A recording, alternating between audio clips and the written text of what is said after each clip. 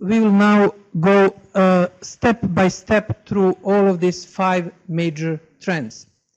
You probably noticed the cybersecurity, which was the major trend during the summer months, especially with the Warsaw NATO summit decision to declare cyberspace as a 4th military operational domain, lost a bit of momentum at the beginning of September. There will be 2 big events, one in Krakow, which is going on right now, and Sci-Fi Conference in India, which is the major regional event on cybersecurity, which will start on Wednesday.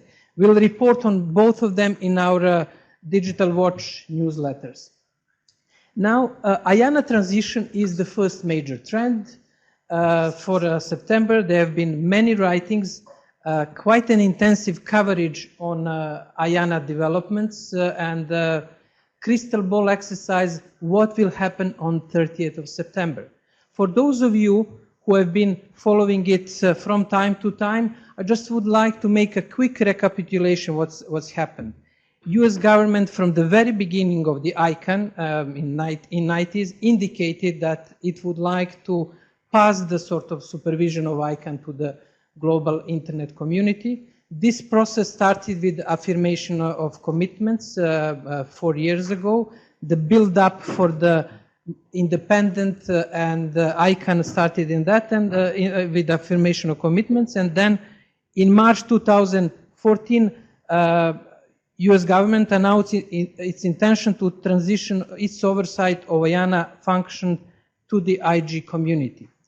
And since then, there have been quite a lot of meetings, discussions on the way how to do it, and now we have a more or less ready construct how it should operate. But the important decision is the decision of the US Congress, and as you know, the US political scene is highly politicized with presidential elections and discussion around the presidential election. Therefore, we are waiting for the 30th of September in order to hear if there are 2 options. First option, which are most likely, is that IANA transition will be authorized. There won't be any stoppage from the US Congress, and the new architecture which is proposed, which is developed over the last 2 years will be introduced.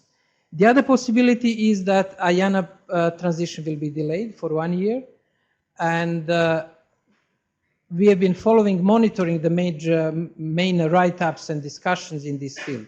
When it comes to the merit of the new scheme which is proposed, there are very few serious substantive critical points, because it is quite robust, and all criticism of those who would like to delay the transition, that the ICANN oversight can go to the United Nations or to some governments which are not favorable to them. All of those criticisms are not justified.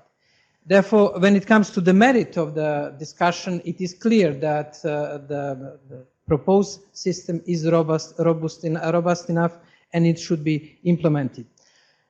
However, as you know, the political scene is very complex, and ICANN and the IANA transition is a part of broader budgetary negotiations in Washington, D.C., and therefore we'll be waiting till the 1st of October to see what will be the new arrangement. There are 2 possibilities: introduction of the new scheme, which is more likely, and there is a possibility that the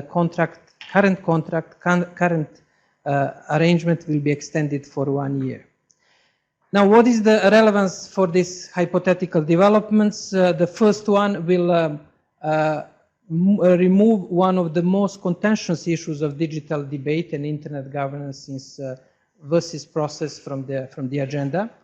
Therefore, there are a few open issues related to jurisdiction, but main ICANN related issues will be moved from the digital policy agenda. If the process is delayed for another year, it will open the new dynamism and especially give the strength to those who are particularly critical of ICANN and ICANN position. Therefore, it will create completely new dynamism in digital policy. The second major trend is e-commerce, developments on e-commerce trade and innovation. And here we have constant dynamism since the beginning of the year. Since the first report of the World Bank on digital dividends, later on activities of UNCTAD, the UNCTAD meeting in Nairobi, and introduction of the e-trade for all, UNCTAD's approach for e-trade for all. This week, just 100 meters down the street, we'll have the WTO forum, which will be discussing this interplay public forum, which will be discussing an interplay between trade, sustainable development, and innovation. This will be one of the main aspects. Out of the 100 sessions which are planned for the forum, 29 will deal directly or indirectly with the question of e-commerce and digital trade. We will be reporting from all of those sessions which are tackling the digital issues. Therefore, if you cannot follow all of these sessions, you will have just-in-time reporting which will be available on the Geneva Internet Platform website. There are also non-papers which are submitted by the United States, European Union, Brazil, MICTA countries, which are outlining the main issues related to e-commerce. We'll be also providing comparative analysis of these papers. What are the focus of all of those major players when it comes to the e-commerce, trade, innovation, and sustainable development? This is the second trend, which continues since our last briefing. The third trend is taxation, which my colleagues labeled the sweetheart deals and the unpaid taxes. As you know, the discussion was triggered by the special fine which was introduced by European Commission against Apple. Apple has to pay 13 billion euros in taxes, and obviously it opened the whole question of taxation. And it is one of the most controversial questions in global digital policy, with different views and different approaches. And there are basically two major questions which we will be discussing I'm sure, in the forthcoming months and the years. The first question is where the internet transactions should be taxed. Should be taxed, as Apple argues, in California or somewhere else. This is the first question. And the second question, which was very interesting, European Commission didn't base this fine on the question of the location of taxation. They based their sort of ruling on what European Commission summarized in the following words. Our rules do not stop governments applying a low tax rate to every company. The message is to some extent to Ireland, because Ireland is the hub of the many companies. What they can do is to select just a few favored businesses and give them special treatment which their rivals cannot get. Therefore, European Commission based this fine on the unfair competition arguments. Not necessarily, they didn't go into discussion where the transaction should be taxed, whether it should be in California or Ireland or other countries. Similar debate we have in Indonesia, where the Indonesian government opened investigation in the case of Google, trying to see if Google should pay more taxes in Indonesia. Their argument of Indonesian government is that most of the local advertising now shifted from traditional advertising agencies to Google, and Google should pay taxes in Indonesia.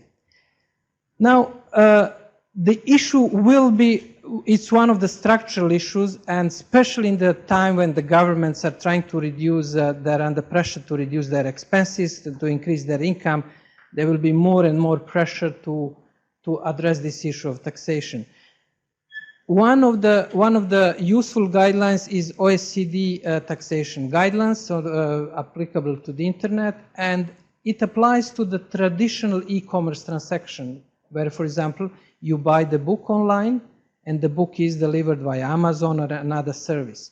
OECD rule is that destination, not origin principle, should be applied, which is more favorable for the European Union. It means that if you order the book in Europe, the tax should be paid where the book is delivered, in Paris, London, Berlin, not in the place of origin, in the United States or other place from where the book was delivered. And that question of OECD taxation is relatively simple in the traditional e-commerce transactions, but it is much, much more complex when it comes to platform economy.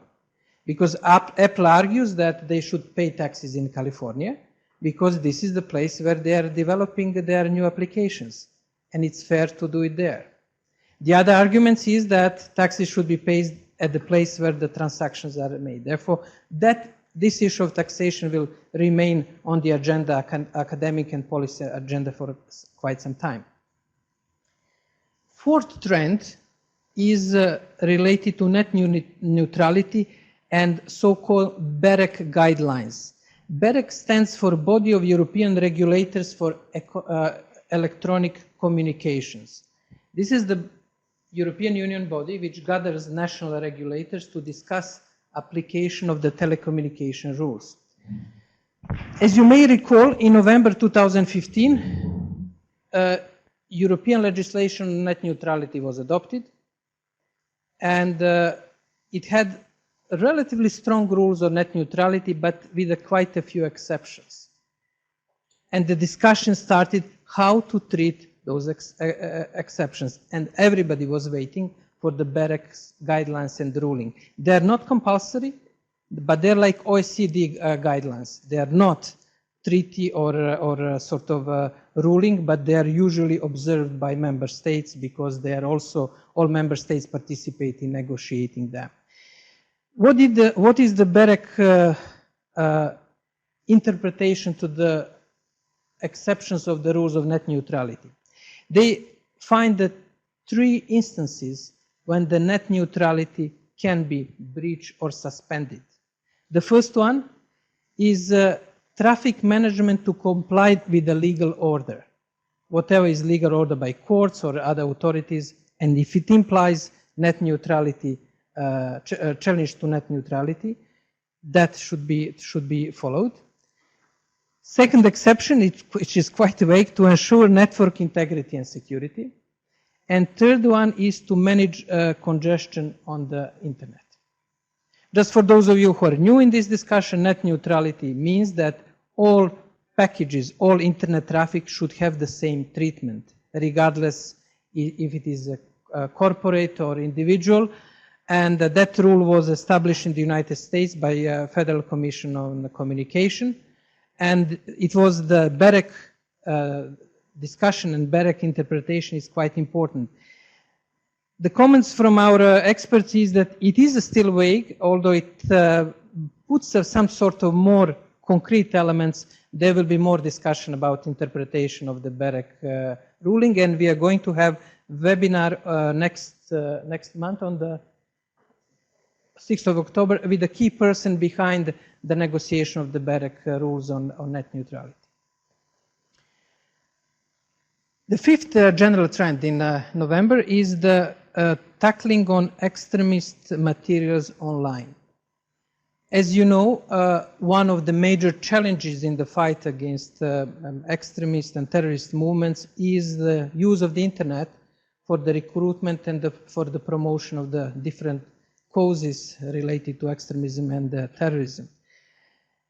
Now, this discussion moved from the general conferences, from the events, toward more specific requests, and the United Kingdom Home Secretary Amber Rudd has admitted this month that extremist materials is spreading online at such a fast rate that UK security services are unable to keep up.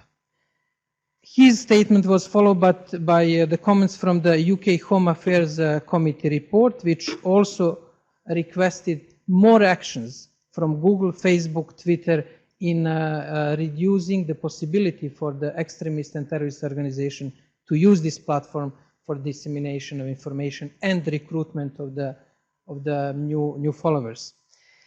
Google's tech incubator, Jigsaw, is trying to find a technical solution, and it is very interesting and quite effective solution, which basically means that whenever somebody tries to access this type of materials related to spreading of the hate speech or the terrorism, the search engine algorithm points to the website with the opposite message. And the name is a Jigsaw. We will be sending the links in the follow-up discussion. And this is an interesting issue. Can technological solution be a solution, or we need a policy solution? This is all dilemma in internet governance debates. In case of spam, for example, Bill Gates was right when he announced, let's say 6 years ago, when spam was a big issue. He said, no, we will solve this problem by using technological tools and means. And now spam is not anymore the major digital policy issue. We'll see if the Google and their tech incubator Jigsaw can find a solution. I'm sure the task will be much more complex than filtering the spam traffic. Those were the 5 major developments, and we got now PowerPoints on the screen. And in the recapitulation, therefore, the question of IANA transition. The second is the question of e-commerce trade and innovation, which is really here the part of the discussion that we will have at the WTO Public Forum. Taxation with the dilemma, taxation on destination or taxation of origin, and whole dilemma of taxation of the platforms like Facebook, Twitter, and other platforms. Question of net neutrality and better guidelines as some sort of a further focus on the rules on net neutrality. And the last trend, the 5th trend, is tackling extremist materials online. We'll go, Arvi, now to the next slide, if you can. Yeah. That was what we had in September. Now, given the specificity, and as you know, time and timing is extremely important in diplomacy, the last summary of the comprehensive summary of the September developments, including IANA transition, Sci-Fi meeting, and Krakow cybersecurity meeting, will be available in our digital GIP digital newsletter, which you are receiving, on 8 pages. There we'll have a summary of this last week, which is quite intense with activities. Next month in October, you can see the list of the major activities. I would highlight a few activities which are important for Geneva. We'll have on the first, still in this month, and we'll report on that, we'll have the first meeting of the working group on enhanced cooperation on the 30th of September. And I'm sure that Peter could brief us more about it. And then we'll have in October, there will be ITU Council working group between 10th and 14th of October on internet public policy issues. You will have, as you can see, numerous activities related to regional activities in Central Asia, e-crime event in Bratislava, Berlin Internet Rules annual meeting, African Summit ICTA meeting in Windhoek, Brussels BEREC discussion, San Jose Freedom Online Conference. This is another long sort of lasting initiative which started 5 years ago on the freedom of expression and the internet. Global Standards Symposium in Hammamet, RIPE meeting in Madrid, World Telecommunication Standardization Assembly in Hammamet also, Internet of Things Solution World Congress in Barcelona, and Mapping 2nd General Assembly in Prague. We can go through all of these events and see what are the specificities. Now, next slide, Arvin. At Geneva Internet Platform, you can follow the WTO Public Forum reporting on 27 this month, on 27-29. Then we will have a session on inclusive digital trade and sustainable development 29th. 30th September next issue of Internet Governance Digital Watch will be published. On the 6th of October, there will be webinar on the net neutrality in Europe, the BEREC guidelines and beyond. And well, on 25th October, it is last Tuesday of the month, and we'll have another briefing.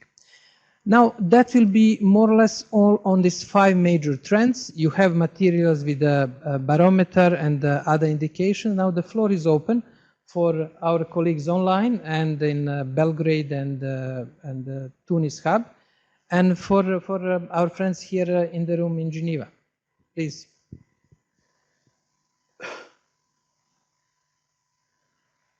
Do we have any comments online? Or? Okay. Peter, would you like to comment?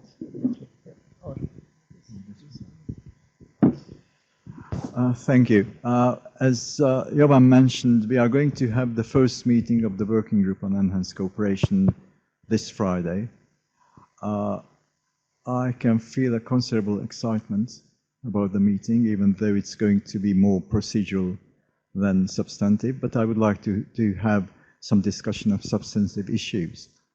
At the very outset of the meeting, after some introductory things, I would like to nominate the chair of the working group, Ambassador Benedicto Fonseca from Brazil, and hopefully it will be approved by the group. And my feedbacks from discussions are very positive. And I would like the group to concentrate on issues which have been outlined in the WSIS plus 10 document, which has been accepted at the end of the year in New York, namely on modalities and methods of the work. And at the same time, I would like to have the group to take into account, as has been indicated in the resolution, the work which has already been done on this matter. At the same time, I would like to have some kind of target dates and targets, of course, and not forgetting that we are to report to the CSTD session in 2018 about the results. So we have about 1 year and a half to go forward. I think the next meeting, which will be a more substantial meeting, will be in back-to-back to the intersessional meeting of the CSTD next January, the time of which hasn't yet been fixed, but I think it will be either the second or third week of January. And I would like to have the third meeting also back-to-back to the annual session of the CSTD in May. Now, of course, this is up to the group to decide, and among other things, how they would like to work and in what way they would like to proceed. What I really want to have is to concentrate on the issues which are relevant to the implementation of the SDGs. And I think this is something which can be very positive for the outcome of the series of meetings we are going to have. And I'm optimistic about the outcome of the IANA transition as well, which is a determining factor of the work we are going to do. So basically, that's what we are going to do in the first meeting. And in case you have questions, I'm ready to take them. Thank you, Peter, for the outline. Oh yes, thanks very much, Nigel Hickson. I can.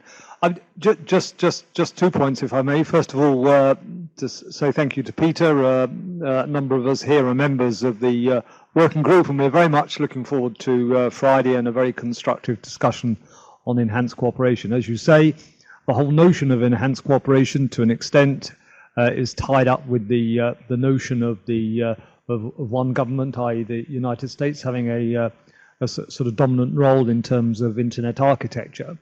And just to say one thing on the IANA transition, and thanks to Jovan for giving an excellent summary of where we are. So on the 30th of September, the current contract, the IANA contract between ICANN and the NTIA expires. And so we are hopeful, and the American administration has indicated that they will not renew the contract unless there's unforeseen circumstances. One of those unforeseen circumstances could be an inclusion of a so-called rider, a piece of text or a paragraph in the so-called continuing resolution. This is piece of legislation that's being debated in Congress to enable funding of the administration and various other issues. As Jovan says, we're confident, and you're confident. That's good. And we're you're an expert. We're confident that hopefully everything will be all right. The Senate House Committee indicated last week that they wouldn't include this particular IANA transition rider into the continuing resolution, but final decisions will possibly not be made until up to the 30th, as you indicated. But just wanted to say that, and also to thank the internet community in Geneva and elsewhere, and I know we've got people online. There's been a lot of support from the IANA community and from others on this, pointing out, as Jovan said, some of the factual inaccuracies that have been made in some of the campaign noises. So thank you very much. Roxanne, do you have any comment from? No. Oh.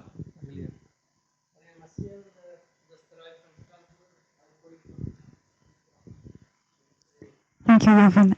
Just a quick comment on the point that you raised about e-commerce and the upcoming discussions at the WTO. The discussions at the WTO on e-commerce are not new. WTO was discussing this since the 90s. But I think some interesting developments is that a lot of issues that were being discussed in other fora dedicated to internet governance are somehow percolating through the trade agenda. So the non-papers that Jovan mentioned that have been presented by Brazil, by the United States, by the European Union, mention some issues such as network neutrality, which is a topic very much related to internet governance, framing it as, for instance, trade facilitation measures. It mentions points related to localization barriers, so data localization, which has been a key issue for some countries, and trying to make sure that servers are located on the national territory. This has been framed as creating barriers to trade in the WTO. Issues related to encryption, which are very much being discussed elsewhere. So I think it's interesting to see in the upcoming years how these issues will be seen as evolving together with the trade discussions, and I think that we will see that in this WTO public forum, so it's worth to follow the reports.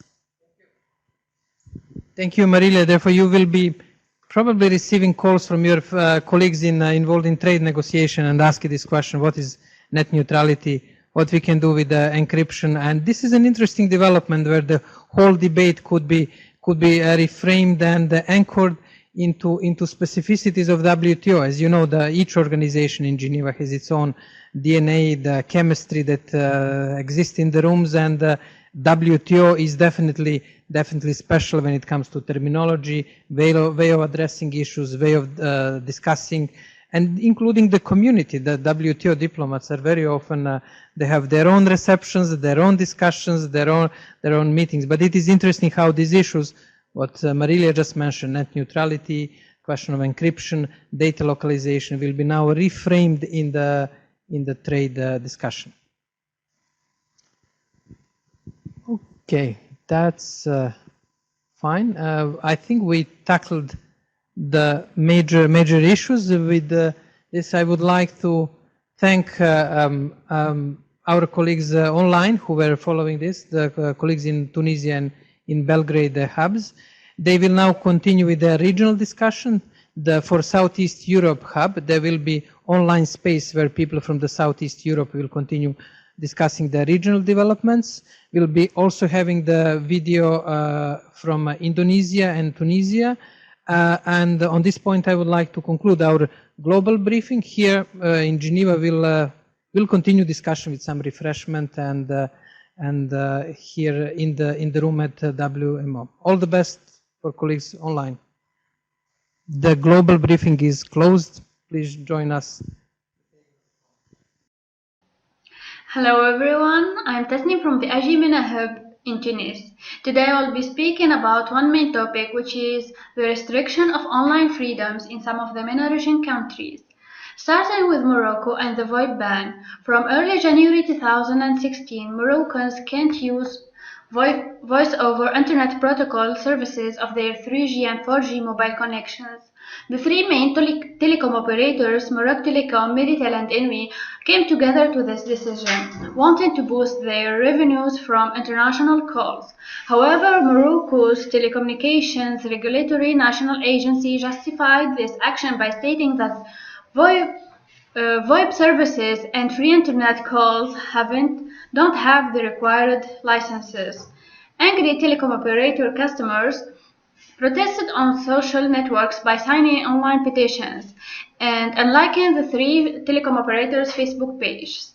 The situation is still remaining, and most likely a lot of Morocco residents are referring to some solutions to unblock VoIP apps.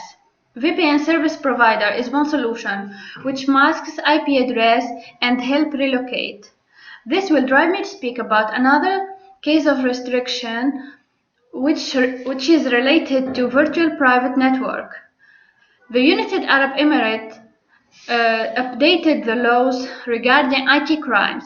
Internet users who use VPN or proxy servers in the UAE to commit or prevent the discovery of a crime can be imprisoned, fined between 500,000 and 2 million dirhams or both. Note that VoIP is blocked also in the UAE, so in this case users cannot unblock it by using VPN because they are going to be facing this law. I want to finish my intervention by highlighting the fact that Tunisian internet users, with the evolution of technology and the huge reliability upon the internet, needs PayPal services either to buy or to get paid for their jobs online. Civil society is working in this issue with different stakeholders, and lately the progress of their hard work reached the step where the central bank is required to send a comfort letter to PayPal to include Tunisia in the list of countries to deploy PayPal services next year. This letter should be sent before the end of September. If sent, Tunisia will wait 4 more years for American society to update the list of countries. Thanks for listening. Good afternoon to Geneva and good evening here in Jakarta. My name is Arto Hananto. I'm representing the Indonesian IGF Internet Governance Forum. There are several updates from GIP Hub Jakarta and including the region. First is the ASEAN leaders has adopted master plan on connectivity for 2025. ASEAN leaders adopted this plan of ASEAN Connectivity 2025 or the MPAC 2025 during the course of ASEAN Summit on 6 September 2016 in Vientiane, Laos, People's Democratic Republic. The MPAC 2025 focuses on 5 strategic areas, including digital innovation. The key feature of this master plan is the inclusion of micro, small and medium enterprises or MES as the center of connectivity development strategy, noting that digital technologies in ASEAN could potentially be worth up to $625 billion or 8% of ASEAN GDPs in 2030. The MPAC 2025 also highlighted the strategy to improve data management and digital financial services within the region. Secondly, Indonesian Tax Authority launches investigation over Google. Indonesian Tax Authority is pursuing Google Asia Pacific over what officials allege are unpaid taxes from advertising revenue, which is estimated more than $400 million in the year of 2015. The authority concerns with the discrepancies of tax being paid by Google Indonesia, a limited liability company and already subject of Indonesian tax regulation, compared to the potential tax generated from the revenue of Google Asia Pacific from its business in Indonesia. It is noted that Google Indonesia already pays taxes on revenue booked through its local office in Indonesia, which is lower than the amount of business transaction derived from Google's operations in Indonesia through its Asia Pacific headquarters in Singapore. This investigation is being right now is being processed. Thirdly, Asia Pacific Regional Internet Governance Forum, or APRL GF 2016 Taipei synthesis document recently has been published. Asia Pacific held its regional IGF in August 2016 and has published a synthesis document. One of the concerns arose over the security of emerging technologies, such as Internet of Things, and when critical national infrastructure is merging with industrial control system. These include difficulties to patch large amount of outdated services, privacy violations from big data and linked data. Security issues arising from new technologies should be considered from the design stage of the devices. So these are being also being looked into, and how we address this issue. Fourthly, we are happy and pleased to announce that Indonesian Internet Governance Forum will be held in Jakarta next November the 15th,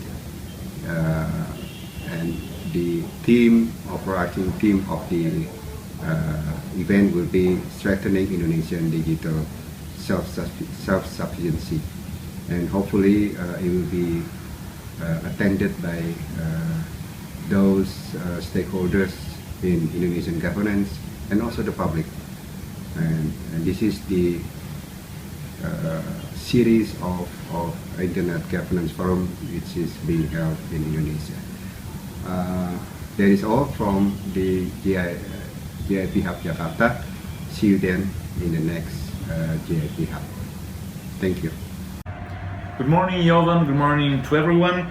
So the first news today coming from Latin America comes from Argentina, our neighbor, that after 12 years of debate finally approved a law granting public access to information to all citizens and residents. So actually every individual now has the right to ask for public information, and all public bodies have a duty to duly answer to such queries. And coming back to Brazil, over the past month, the Ministry for Development opened a consultation aimed at defining guidelines on tenders for software, so particularly regulating how public bodies can purchase software. And another consultation was discussed by the Ministry for Development, a consultation on the Internet of Things that was originally scheduled for July, but due to turbulence in the federal government was postponed and will be probably open in the forthcoming months. Last but not least, there was a quite intense debate on the recent updates of WhatsApp concerning the privacy policy of the application, and a lot of observers agreed on some critical aspect of the new updates, and particularly the fact that the new privacy policy were not presented in a very objective way. It was very much highlighted that the new privacy policy were presented in a biased way, not really allowing users to understand the option that they had with regard to the sharing of their data with the Facebook family of applications. And these critiques were confirmed by a study released last week by the Brazilian Institute for Consumer Protection, highlighting that 65% of Brazilian users did not consider this change as fair, and did not deem as the new policy as respectful of their private life. So it is still to be seen whether these critiques and the feeling of consumers will translate in a reduction of the 100 million users of WhatsApp here in Brazil. And by all means, the impact that terms of service have on privacy, on the user's privacy, will be one of the themes that we will discuss here at FGV on the 26th of October. We will have a conference on privacy and security in the digital age. So all the people that will be here in Rio are kindly invited to participate. And with this invitation, now it's back to you, Jovan, and thank you, and we will speak next month.